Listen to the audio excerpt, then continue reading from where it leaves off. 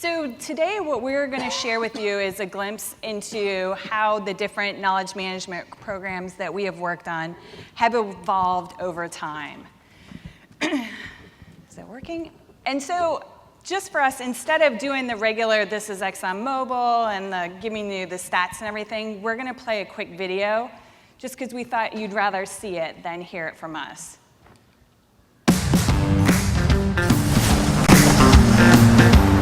Where there's life, where there's progress, there's energy.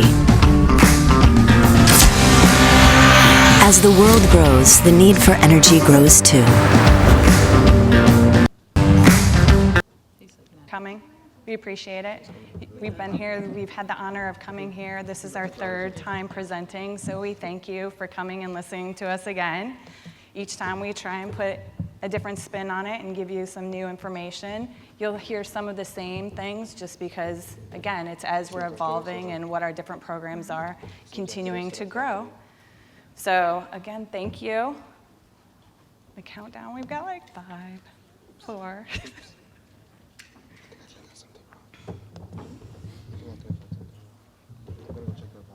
Anybody have any questions first, maybe? Maybe share what your expectation is from us today so we make sure we can cover your, yeah? I'm interested in your t-shirts. Every year. Every year.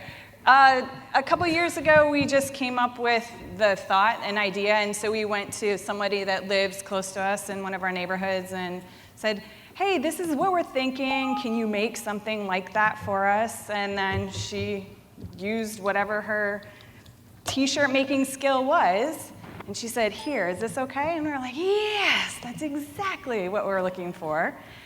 And every year we get somebody that says, why aren't you selling them? Why didn't you bring more so you can give them to us and share with us? And I will tell you, when we went to her to ask her, can you help us? She said, sure, I can do that, great. After the fact, she said, I will never make a shirt like that again. It was just, there was so much detail. Each little piece had to be cut out and everything. And she says, I can't do it. It was just too much time. It wasn't as easy as I thought it was in the beginning. And so we've never thought to go back to her because she thinks we're crazy if we came back. So she does. Yes. Do you do PM for all of Exxon Mobil or just for part of it? That's huge. Yes. So the question was, do we do knowledge management for all Exxon Mobil, or do we do it just for a piece of it? So we do.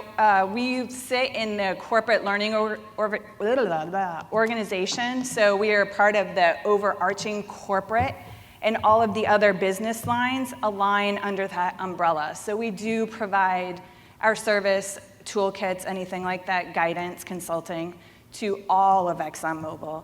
But we have a huge focus, obviously, within the learning space because that's where we sit. I kind of like this, just answering the questions up front, you know, and watching Kim, because this is role reversal for you guys to know. She's not the technical person on our team. So she's over there going, why'd she leave me to do this? I'm not working on it, he is. So this is totally not her element. So I kind of am enjoying this for a moment. Okay, so I really think we need to go ahead and get started. Yes. So what we wanted to show you guys, and we will make sure that we provide a link.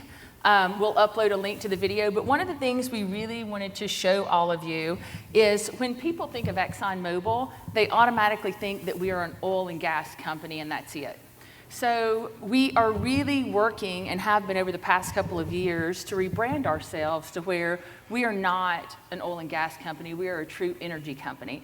And we are in a lot of different spaces, we're doing a lot of different really cool things, a lot of futures, we're working with algae, alternative fuels of all kinds and what have you that people have no idea we're really doing, as well as we are partnering strategically across the world in all kind of aspects from battling malaria. We are creating schools and educating children in underprivileged countries.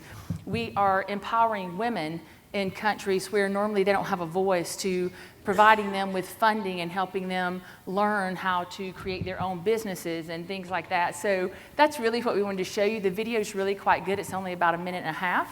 So like I said, we will upload that for you guys to see. But ExxonMobil, we are about 100,000 people globally. We operate in over 200 countries. We are upstream, downstream, and chemical, and some of you are going to have questions for me later around what that is, so please just grab me, and I'll be happy to talk about it. But that is who we are at ExxonMobil.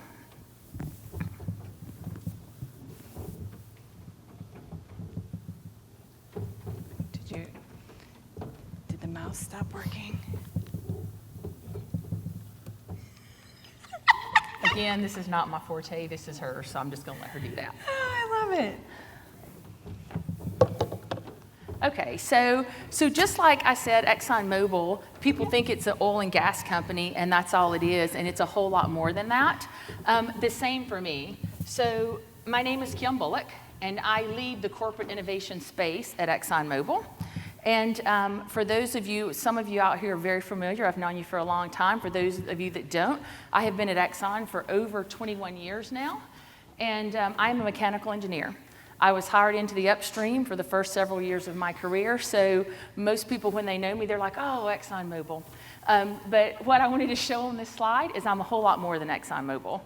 So probably my #1 favorite job in my life is mom.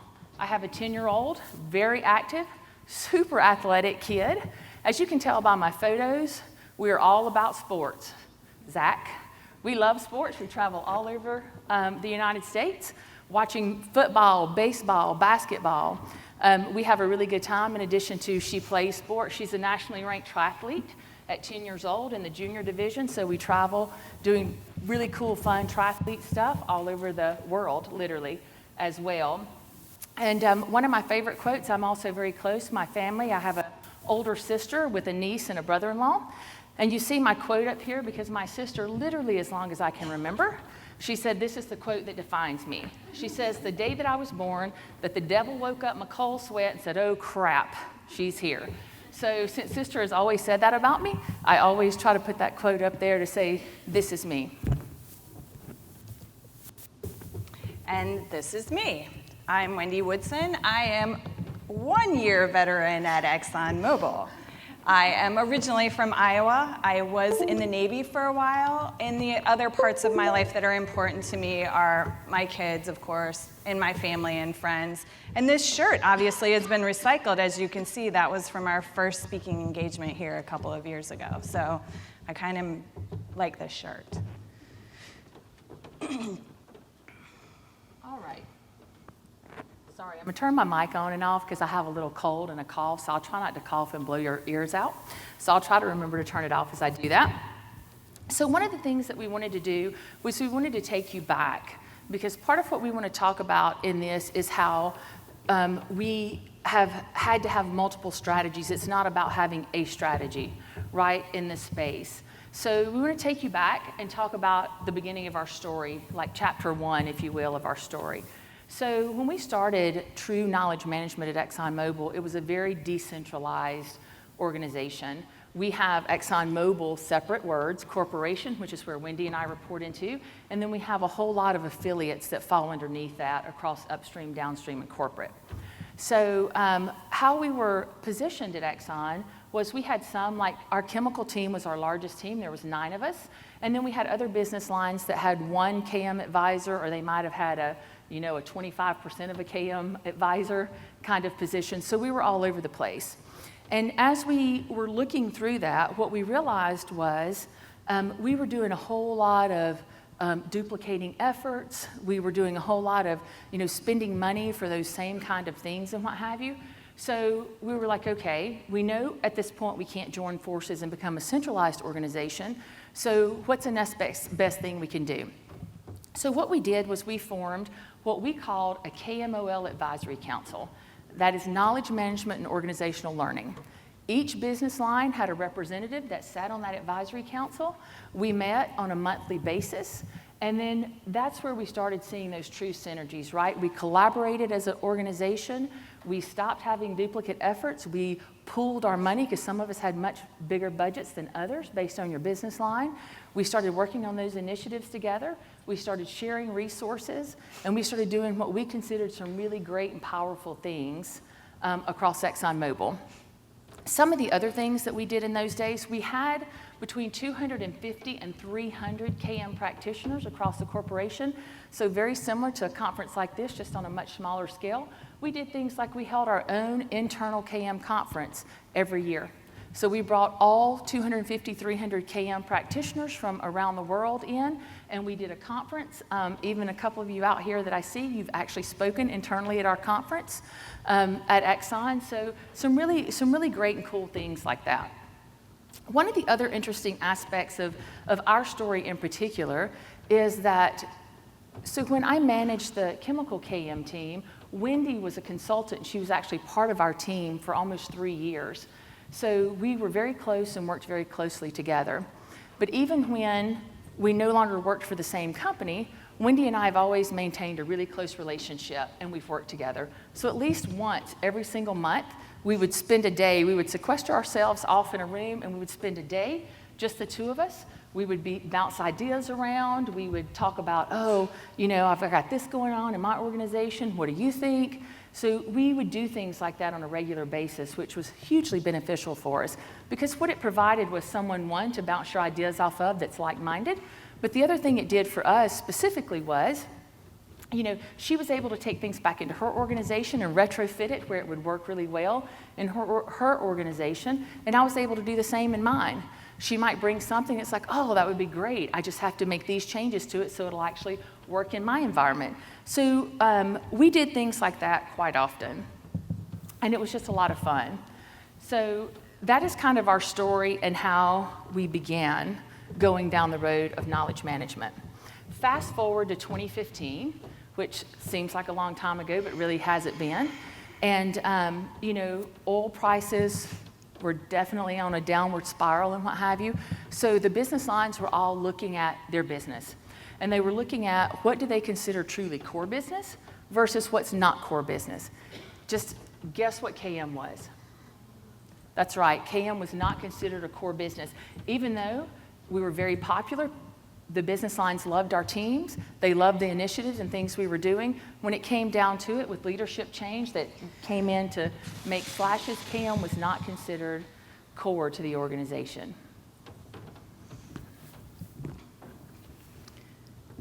So throughout everything that Kim just described to you, one thing that we held on to often, though, was our ability to pause at that moment. So whether it was an annual review of the different programs and the different initiatives that we were running, or if it was just checking in with those different global business units that we were aligned with on a monthly basis to see, hey, how's it going? You know, we launched this with you a couple months ago. What are your thoughts? And we would go back on their feedback, and maybe we had to persevere. Maybe we had to convince them, no, just stick with us. We're going to keep going.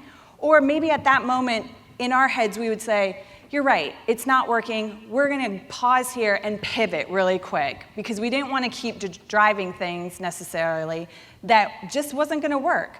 But that was our opportunity to kind of slow it down and just see how do we make the most impact into the different business lines that we were really trying to be effective with. And what we learned, and I don't know, did any of you go to Shopify's talk yesterday? Something that really resonated with me yesterday was the whole part of don't love the solution. You need to love the problem. So don't hold so tightly onto that solution that you're really trying to get them to buy into. You really need to be helping them with whatever that problem was that they have identified and they have wanted to work with you on. And I loved that from Kathleen yesterday because that was something that this whole pause, freeze, everything allows you to do. Say, you know what, it's just not working. Let's scrap it. And that's part of, I guess that's that failure that we're talking about in some aspects, but we didn't necessarily call it a failure. We called it a learning experience for us. Hey, we tested it, they didn't like it, let's quickly pivot and find something else that we can help get them back online. And So we were transparent with them. They trusted us because they saw that we were willing to action and give up on something that they're like, just stop it. Okay, let's go. Let's regroup, let's figure it out, let's do something else. But it was at that moment when she talks about just now where they dissolved our CAM program, we were sitting there going, what is happening? We are the most successful KM program within all of ExxonMobil. We have the largest team. People come to us and ask us, how can I take the ideas that you guys are driving within the chemical company? How can I reapply it? How can we scale it? And at that pause moment, we just came into a second guessing almost. What did we do wrong? And we just were shaking our heads, scratching, going, it doesn't make any sense. And what we came to was the only thing that we did wrong, really, was at that exact moment, the time that they were really evaluating the programs, we also had a leadership change. And so even though they had all of the data and all the surveys and everything to say, we're really embedded here and the business units depend on us, the leadership didn't get that same message from the data that they were receiving, and we weren't quick enough to get it over there and interpret it with them to help them understand that we really were a core piece of the business and that they really needed us around. And that's what we learned from that moment of, oh, okay, what can we do differently going forward from this pause moment? So, as Wendy mentioned, it was a time over the last couple of years for us to really stop and pause and reflect on what we were going to do, how we were going to do it. The really nice thing for us, we both started within 2 weeks of each other. Even though I'm very long service and she's very short service, we started within 2 weeks of each other in our new corporate organization. And so when we started, we went to our leadership about 2 weeks in, and we were like, okay, so what is it that you want us to achieve in this space? Wendy leading the knowledge management space, me leading the innovation space. What is it that you'd really like to see from us? What kind of objectives? And we were told, y'all are really experienced and good at this, go figure it out. Just do whatever. So it's very rare in your career, I think, that you just get a really nice blank slate, that you can start thinking through what you want to do in this space and how you want to do it. So what we have done over the last year are a few different things. One is we've truly kicked off what we're calling internally our learning evolution. And that started with, we had 26 learning organizations across ExxonMobil in the different business lines. So we have consolidated that down to one learning organization, a true corporate learning organization. So I will tell you, in all honesty, that we have done a whole lot of rebuilding. We've done a whole lot of harmonization, and if we were really truthful, we are still doing harmonization because it's very interesting. You know, of course, every business line thinks they're doing things the right way, and when you have a bunch of engineers and scientists, that's always fun. So we're doing a lot of that right now, right, in our organization. The other thing strategically we are trying to do, because learning and innovation are considered core across ExxonMobil. Knowledge management never has been. We're really strategically trying to show how knowledge management fits into that picture. You cannot do these other elements if you don't have that piece, right? So that is hugely strategic for us. So going forward, knowledge management will never be considered non-core at ExxonMobil going forward. One of the other things that we have done over the last year is do a massive shift from being a traditional training culture or training organization into a learning culture or learning organization. So I know probably a lot of you out there are thinking we're oil and gas to some degree. So we will always have a training component because we do have regulatory and we do have compliance, and we are directly responsible to the government for those things. So we'll always have that piece. But for the majority of what we're doing in our corporate learning space, we are truly trying to build that learning culture where people can learn what they want, when they want, how they want, and it's no longer, oh, my manager told me I need to go learn this for my next role or for what I'm doing in my current role, etc. The other thing that we looked at, we said, okay, just with, like a lot of your companies, we have a very senior workforce at ExxonMobil, or very experienced workforce at ExxonMobil. So we have seen mass retirements over the last couple of years. We have mass retirements coming over the next few years. So we knew that we needed to figure out a very robust knowledge transfer program. So that's what we've done. We've put together this knowledge transfer toolkit. We've borrowed ideas and thoughts from many of you that I see sitting around this room. We've also developed some of our own proprietary internal, but we've put together this robust knowledge transfer kit, our toolkit, so people can go out and utilize that. And we're seeing great success in that, whether it's small pieces of knowledge transfer all the way up to whether it is truly critical knowledge that needs to be transferred from an expert that's leaving the company. And then one of the last things that Wendy and I really have been excited about, we call them power skills, depending on where you sit in the organization or what you call it. Some people call them soft skills, some people call them behavioral skills. But we were able to hone in on 15 at Exxon Mobil. So no matter where you sit in the organization, no matter what your job role is, what level you are in the organization, you have 5 power skills tied directly to your job role that you are expected to continually improve upon and fill any gaps. The really nice thing for us, we were able to win the battle of collaboration and innovation are 2 of those 15. So the majority of employees now at Exxon Mobil have one of those 2 power skills tied to their role and responsibilities, which is huge for us. So I want you to take a moment and just think about when was the last time that you've learned something new? And once that idea or thought comes up, if you are willing to share, raise your hand. I'm going to go with Sue Ellen. Podcasting, I've learned how to use Adobe Audition to edit. Perfect. Anybody else? I learned how to run idea jams, and from the idea jam, I actually learned a lot of new things. Great. So a lot of the times when we ask this question in our own organization, the majority of the responses that we receive are, I don't have time for that learning stuff that you want us to do. I have to work. I can't do that. And so for us, we're sitting here going, it doesn't make sense. Me specifically, I say, I'm learning something new every single day. I may not equate it to that or everybody else, but a podcast. So when I'm making my morning commute, I'm listening to a podcast and I'm learning something. If I'm at home and I pull up something on YouTube because I want to know a cooking method or something. If it's at work and I need to figure out how do I do this pivot table, I pull it up in LinkedIn Learning. All of these different pieces are ways that we're out there learning. And so even though you're not thinking about it, I'm setting 15 minutes aside today because I'm going to learn something new, we're all out there doing it. We just don't realize it.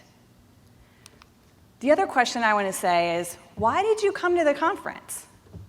Why did you attend? Exactly. So all of us here have learned something new today or yesterday or the day before. We're all in that learning mode. I'm here to share what I have done, give you some of my knowledge, and you're here to learn from it. I'm here to learn from everybody else. That's what we're doing here. But people, again, are in this mindset of, I'm only learning because I went to this course, or I took this certification, or my manager said this is what I need to be learning. That's not necessarily how it works anymore. And so that's where we're at in this phase within our organization, is helping them shift out of that mindset of, it's because somebody told me I was gonna have to do something. No, we're all doing it just because we know we need to, whether it's because of the changes that are happening around us, or it's just our natural curiosity and we want to be better at doing something. This brings us into our knowledge evolution, is what we'll call it. And so, as we were just talking about, we have this learning culture shift. And so we had taken a pause when we first came to the corporate learning organization because everybody said, no, knowledge management doesn't belong in learning. The core learning people that came from all these businesses said, I don't know why you're here. This doesn't even make sense. And for us, it made sense. But again, we realized we're the experts in knowledge management. So here we are, we just intuitively get it. You know how when you're trying to transfer that tacit knowledge from the expert and you ask them, why do you do that? And they're like, I just do it. It just made sense to us. But what we had to do was pause and reflect and think, how can we tie this all together for everyone within this learning space, as well as how can we grow this out across the organization? So we had to help people within our group, and then we had to help them be able to help sell the message across the organization. And so what we came up with is, here's that learning cycle. So it's that foundation. It's continuous. It's happening, whether it's at home or it's on the way to work or it's at work or whatever it is. You are pretty much in this learning cycle in all periods of your day. And so then we have that foundation that builds the knowledge. So here I am. I'm creating all these little knowledge nuggets in my head. And then when I have the knowledge, like you said, I'm sharing it now. And that sharing gives us that innovation. I'm connecting the dots. I'm giving you my knowledge nugget. You're sharing your knowledge nugget. And now we're going, oh, wait, you did that. I did this. What if we did this? And we get that innovation. And that innovation ultimately takes us where we are able to create that competitive advantage that we're all out there. All of our organizations, that's what they want us to do. Stay ahead of the game. Keep ahead of that person. Let's do this. We need to make sure we're making the most profit. Whatever we're doing, we need to be the ones coming up with the ideas or whatever that is. We want that competitive advantage. And so for us, this made sense. The learning, it's happening, it's building the knowledge sharing, yes. Just a question. I think you said it when you created the advisory council, and you had not you said KM and learning together. Mm-hmm. But now you're saying that core learning people are not accepting you. So I just see the discrepancy here. We were together, why not together? So the KMOL Advisory Council was business line specific. It was not a centralized organization. So you had 26 organizational learning organizations across Exxon Mobil. And it was very interesting because in some of those roles, you know, I said about 25, some organizations had about a 25% of a KM person. So then they had about 25% of a learning person, 25%. So there was not full buy-in. From some of these larger learning organizations, and not to really call anybody specifically by name out, but so I'll use our Fuels and Lubes organization for an example. They had the largest learning organization across all of Exxon Mobil, and they did not have a true KM program. They did not buy into the concept of KM. They did very much so to learning, and they did very much so to innovation, but there was never an understanding of that key connecting point between learning and innovation where knowledge management sits. The other part was these were different groups coming together naturally saying, hey, it just doesn't make sense. I'm doing it and you're doing it from a KM and a learning perspective. If we came together, we could probably accomplish it faster, better type of thing. So it may not have been such an official, like we have corporate learning organization now and we have these different groups there.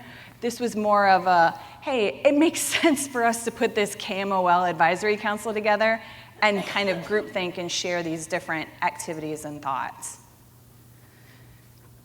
Sure. So as you can see, we've really embedded knowledge management into that learning cycle. And now people give us that, oh, that makes sense now. I get it why they would put you over here in that learning group, because in the knowledge management area, we're in charge of the informal learning activities. That's what it is. And they just didn't see it because they're used to, well, you don't create CBTs, or you're not a curriculum manager, so you're not tied to a career community to define what the competency level, that type of stuff. We're doing more of the knowledge transfer types of activities that they consider to be informal learning. And it wasn't until we really kind of put it into perspective for them, they're like, oh yeah, thanks, good. Now we can hang out together and we can work.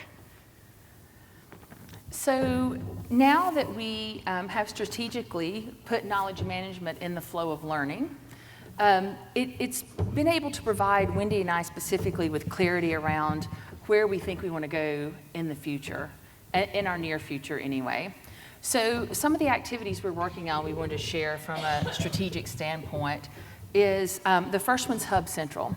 So what Hub Central is for us, it actually, I don't know how many of you are on the SAP platform, but it is the JAM technology that's a module under the SAP platform. But it's a very nice place. It is a learning and knowledge sharing platform. So it's a very nice space for teams and projects and other groups to come out and they collaborate, they share ideas, they have discussions, you can find your experts in those areas. So it's a really great collaboration space. We are piloting that technology today, and so far it has been uber successful, and people are very excited about it. One of the other things we're doing is we are piloting an LXP. For those of you who don't know what that is, it is a learning experience platform. Pretty much all of us have some type of LMS or a learning management system. We still have that. However, we're taking that a step further with this new learning experience platform. And what it is truly personalized learning, and it is powered in the back end by AI. And it truly serves up content both externally and internally. It provides you with what you want to learn, when you want to learn, where you want to learn, and my favorite is how you want to learn. Because like for me, as I am in the platform and I'm learning and what have you, it says, hey, Kim likes to watch short video vignettes. That's how she likes to learn. So then it goes out and searches not only based on my job role, but based on the preferences that I've selected around things I personally would like to know more about or learn. It serves me up video vignettes at every chance it gets because the AI in the background has learned that's how I like to learn. So it's a really cool platform. Again, we're piloting it right now with about 2,500 users across Exxon Mobil. Very successful pilot at this point. One of the other things we're doing is one of my personal favorites. We call it LILA. Some of you may have heard of Harvard's Learning Innovation Lab. It's similar to that in some ways, but from the standpoint of what we're doing is standing up our own internal Learning Innovation Lab. The thing I really love about that lab is it has great things like learning walls. It has AR, VR technology, and not just for things you normally think of that you use AR, VR for, like manufacturing processes and safety processes and what have you. We're actually using it for leadership development, where we are working with companies that have the technology that you go in and we put you in a difficult conversation and they coach you through to make you a better communicator in those kind of situations and things like that. So a lot of really cool stuff in that space. Pop-ups, which is one of my favorite things, because I do lead the innovation space and the innovation projects.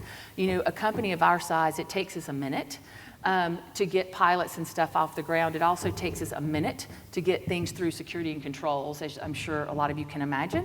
So for us, the pop-up concept that we're going to be doing in our Learning Innovation Lab is where, like for example, I was recently at Harvard and a group of new graduates created this great new technology.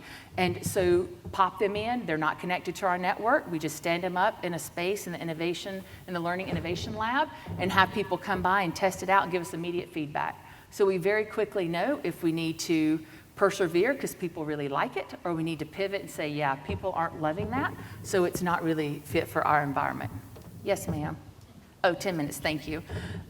So that we find that really cool technology. One of the other things we're doing, I don't know how many of you really looked at the pictures. So Wendy had a family escape room picture on her This Is Me page. I will tell you that Wendy and I and our girls love escape rooms. We do them literally all over the country. When we visit different places and what have you, they're always a lot of fun. I don't know how many of you have done an escape room or enjoy escape rooms and what have you. So they're always a lot of fun. Right? So what we've done is we've taken that concept and brought it internally to Exxon Mobil, and we've scaled it down a little bit so it's not so big, and we bring teams in. We bring teams in and run them through this escape room concept. And what's really cool about it is these teams are collaborating, they are truly displaying teamwork, they're building trust, working on, off of each other and what have you. It's amazing to watch as they progress through this escape room concept. And what's really funny is they're also being social. it's social learning. It's one of the waves of the future, right? And people are really enjoying doing it. And never do they realize during the process until we bring them out and then do a debrief, do they realize it's like, oh my gosh, we were collaborating, we were learning, we were networking, we were doing all of these really great things. So we're trying to be more creative and innovative in how we're doing things internal to our organization, and to making this whole entire learning evolution concept more exciting for people and more fun for people. The escape rooms especially, because we're using them for topics that happen on an annual basis, so cybersecurity or safety for us. So we're taking that thing that people are like, oh, I gotta do this again? And now we're jazzing it up a little bit. They're like, yeah, we're gonna go over here with our team and we're gonna do an escape room and we're gonna also get our compliance training going. So it helps them now look forward to that learning activity instead of, oh, type of regret. I don't wanna do this. So it's really helped us in getting those types of learning activities through.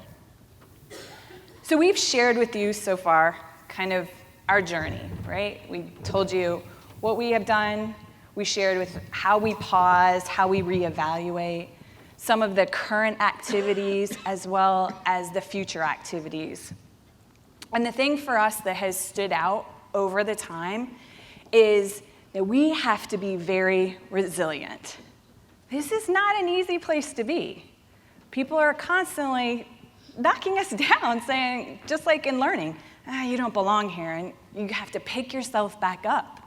You have to be able to say, I know it doesn't make sense at this moment, or, hey, what do I have to do to help you get in it? But we're out here, we work with Kim, and we work with Tammy. We're going, why? Why can't people get this? Can you help me understand?